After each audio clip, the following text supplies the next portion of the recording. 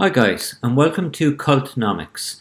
My name is Paul Hanley, and today I'm going to be chatting to you about the types of unemployment. In this video, we will look at the different types of unemployment in an economy. The first one up is frictional unemployment, so unemployment due to the time workers spend in job search. So this may be due to leaving a job, changing it and starting another one, maybe due to graduates coming out of college looking for a job, or people coming back from raising their family and looking for employment again.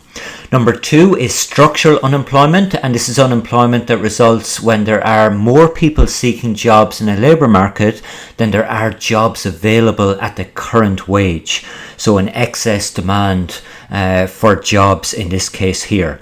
Now they may be due to a range of things such as changes in occupation where there's less jobs for manual labour now and there's more IT jobs. It may be people constrained by geographic mobility, or it may be due to technological change or labour market imperfections. And by labour market imperfections, we mean, for example, minimum wages. So if minimum wages are propping up wages in the economy, it may create an artificial disconnect in, for example, retail between the amount of people who are looking for a job and the amount of jobs available.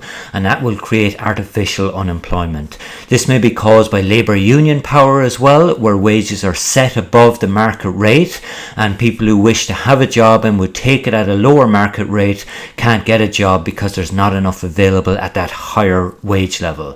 Efficiency wages as well are wages paid above the market rate to induce extra productivity, and if this is the case, again, there may be people willing to work for less than these wages who can't get a job because they're too high.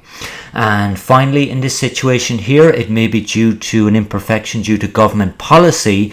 And for example, if the unemployment benefit rate is set too high, we can work out what's called a replacement ratio, and that's the net income while unemployed divided by the net income while employed.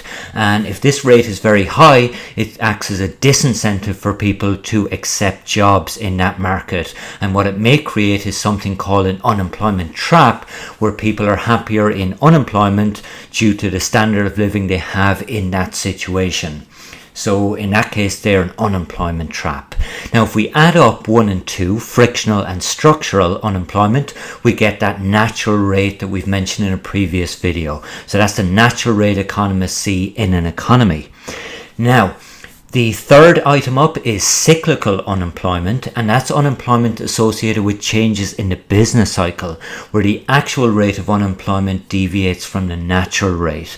So this can happen due to recessionary conditions, and we relate this into what we call the business cycle.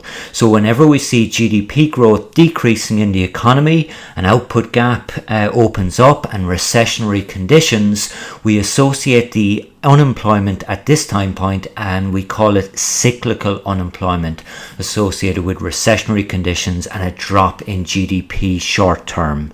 So this is over and above the natural rate. And finally, we can have seasonal unemployment as well. So unemployment associated with industries or regions where demand for labour is lower at certain times of the year. So this might happen, for example, in lecturing, where during the summer there's less work, or in retail work, where you have an awful lot of employment during Christmas, but people are let go after that. I hope you call back to Cultnomics soon. Bye for now.